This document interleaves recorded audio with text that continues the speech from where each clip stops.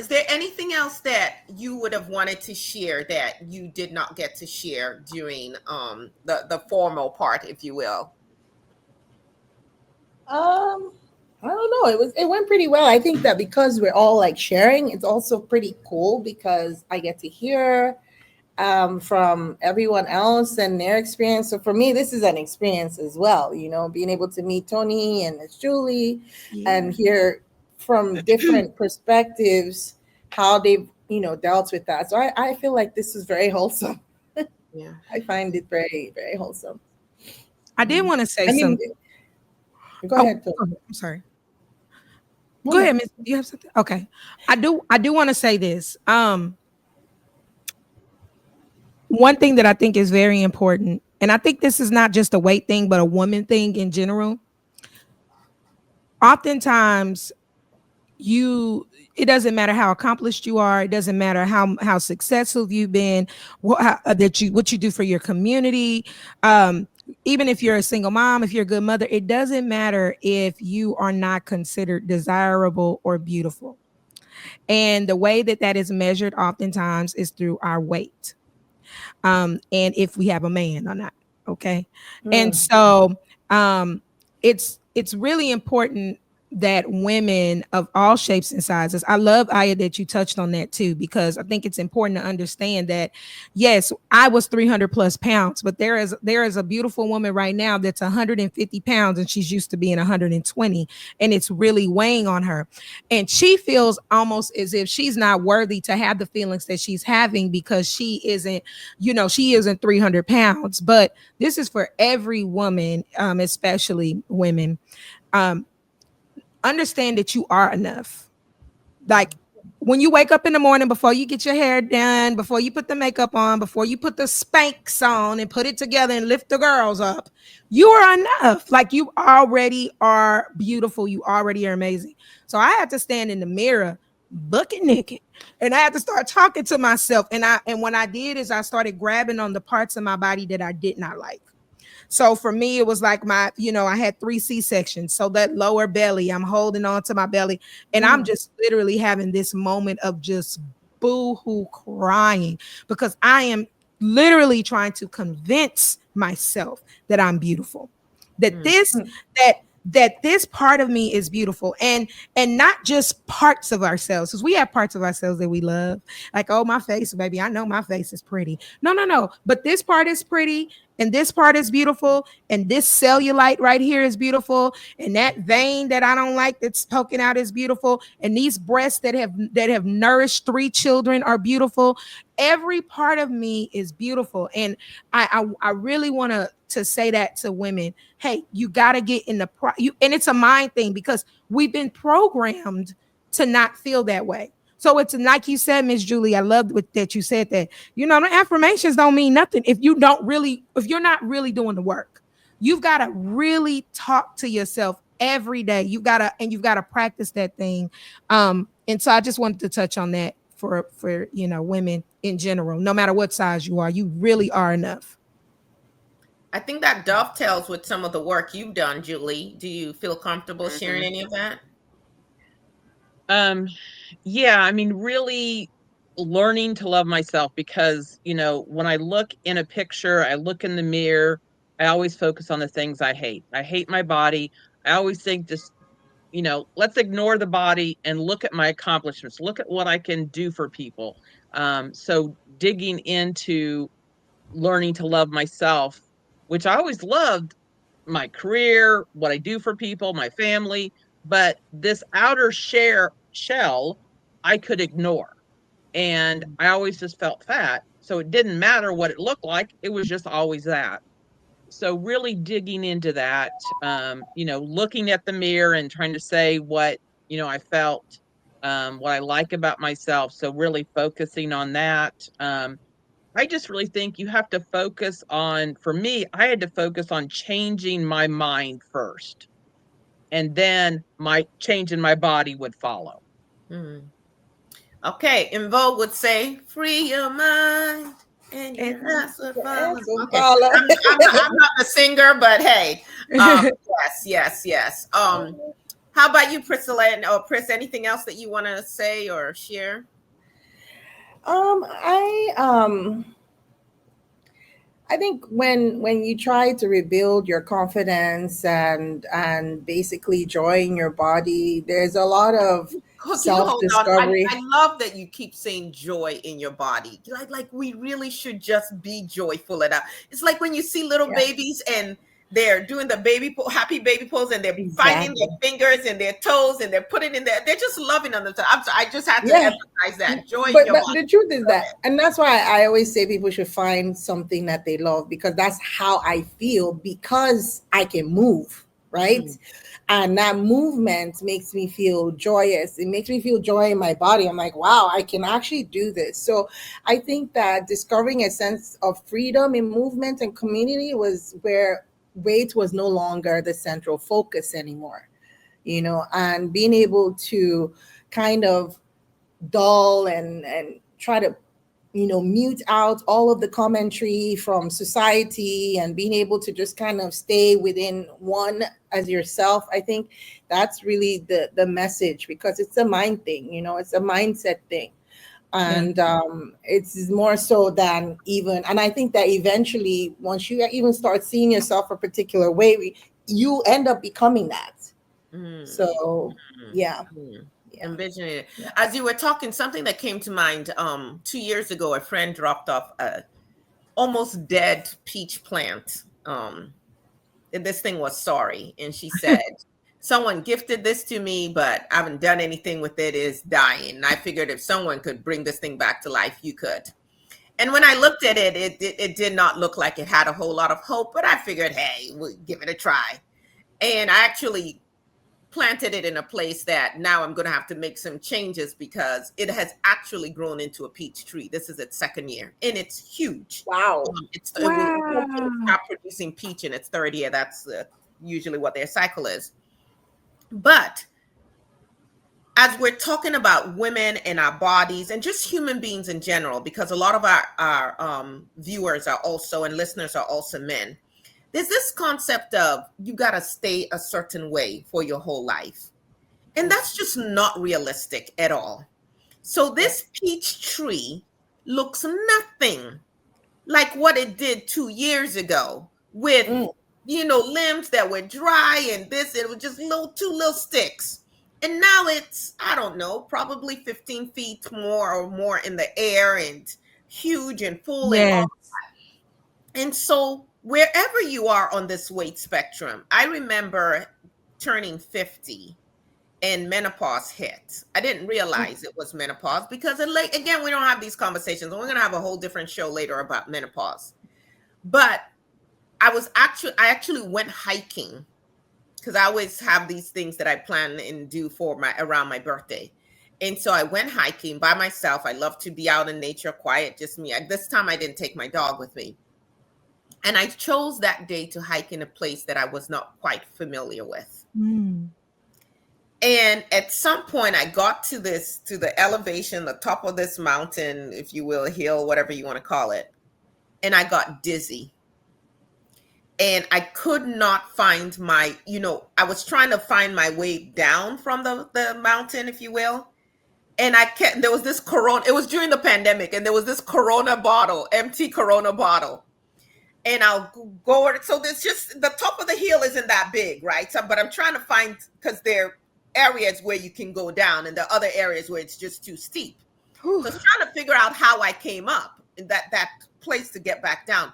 And I kept going around literally that mountain. And the only reason I realized, okay, you're in trouble, is because I kept coming back to this Corona bottle. And first I was like, are there just like Corona bottles littered everywhere? So I put a rock beside it, and I kept coming back to it. And at this time I started panicking. I looked down at my phone, it's got 10%, but no reception. Oh, And nor could I really have even described to anyone where I was, because I had just gone with my body and my feeling, and I was just hiking and just enjoying nature. I'm getting lightheaded, and I'm really concerned. Like, Oh they're my not going to gosh. find my body, and there's Oh wildlife out no. here, and so on. But anyway, I prayed fervently and then found a path and started coming down. And I was about halfway down when I saw two other people, and I said, am I close to the parking lot? Because I was just trying to get back to my vehicle. And they were like, yeah, you're on the path, just you're about maybe 10 minutes more, something like that. And that was the longest 10 minutes of my life to get back. But after Oh, that whole dizziness spell heralded like a big change. Like I got physically weak, sick, couldn't do a whole lot, started putting on what for me I considered quite a bit of weight.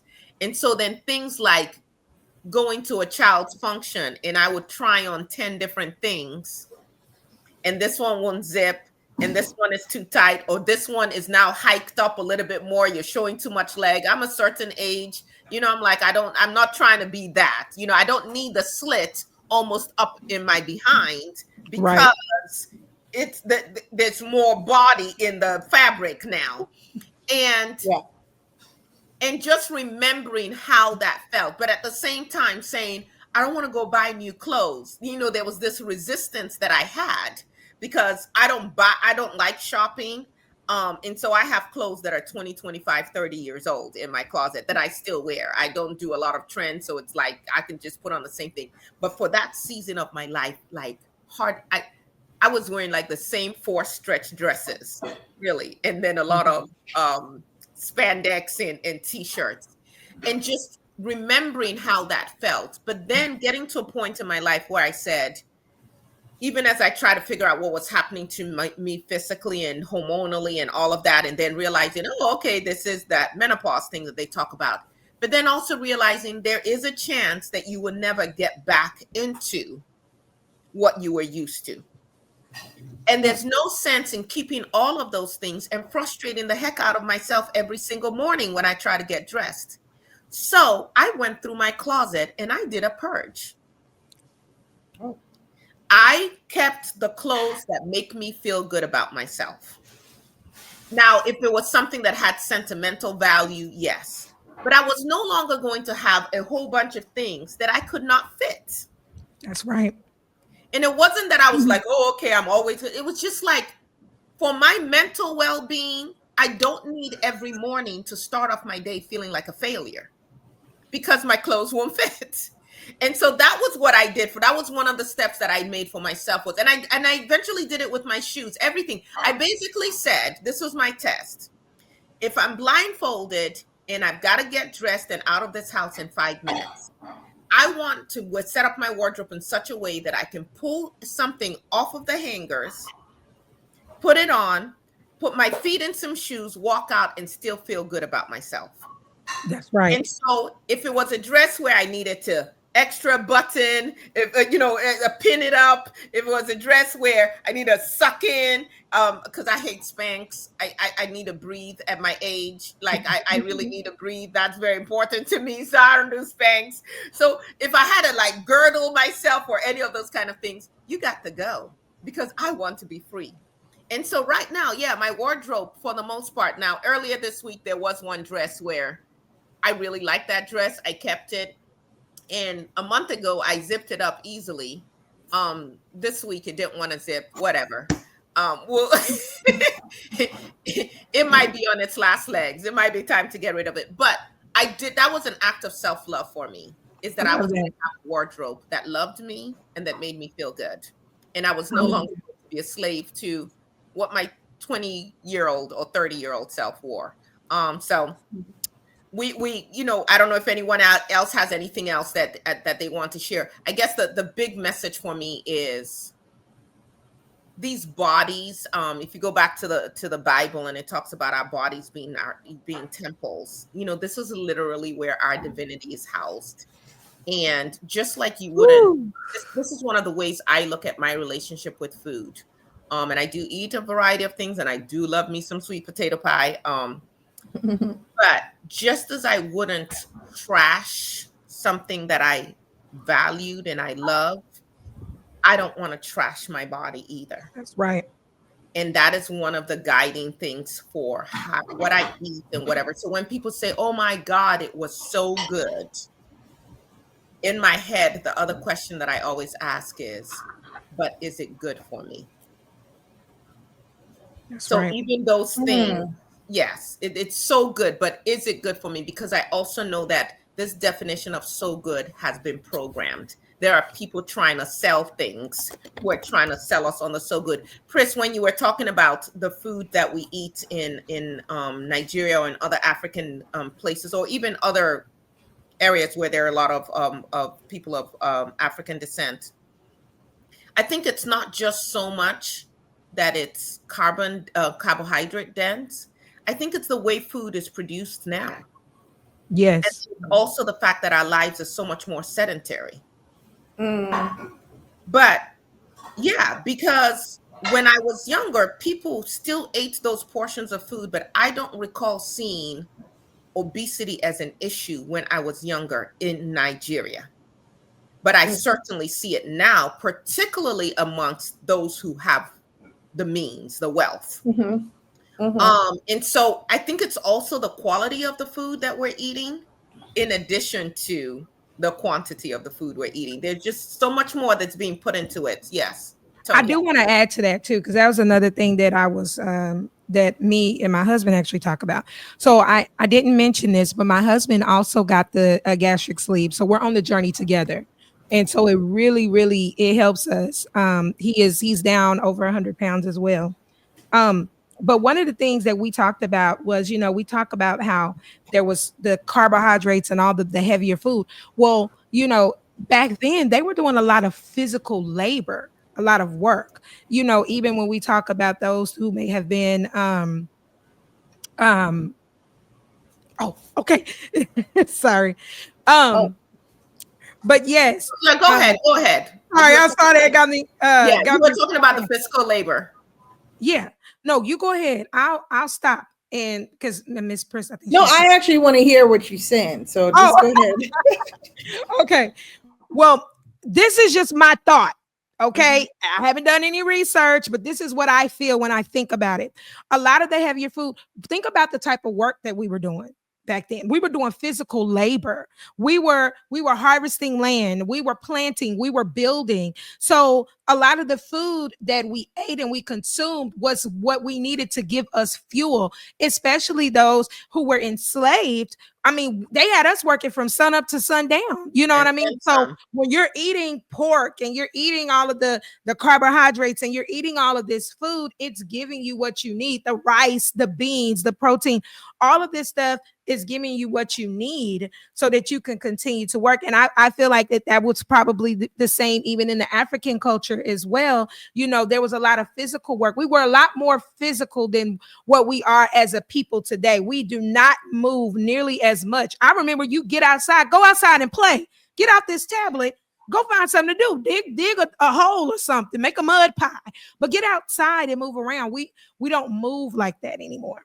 Yeah. And so I feel like that has a lot to do with the effects of the food on us because we're not living the same type of lifestyle, but we're eating the same way Yeah. or traditions.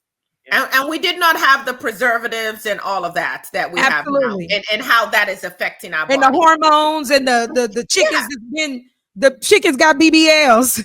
And yeah, and actually how there are things in the food that make you crave more of it. So Yes. I mean, as a child, how often did I drink soda? It was that it was No. birthday parties or special Right. events, things of that nature. Yeah. But Pris, I know that you need to head off, and actually, all of you, thank you. This has gone, longer than the hour. So thank you, I thank you, thank appreciate. you. Nice to meet you all. If you can share the Yeah. details with me, I would definitely love to keep in touch. Oh yeah. Tony, definitely, I would need your services. I have some projects that I would love to just kind of consult with and to see how I can, do something with. You're my big sis. I'm watching you all the time. Miss Julie, it's great to hear from you and the great work that you're doing. I'm inspired by your mobility. And Yes. I absolutely love the fact that she's able to move around and still keep alive. Yes. That's a dream. It would be great if she brought some of her skill sets actually into those cultures where when you have a disability, people just write you off. Like Right. you Exactly. can't do anything else with your Yes. life. Yeah. That Yes. would, yeah, that's Yes. something to think about, Julie. Sure.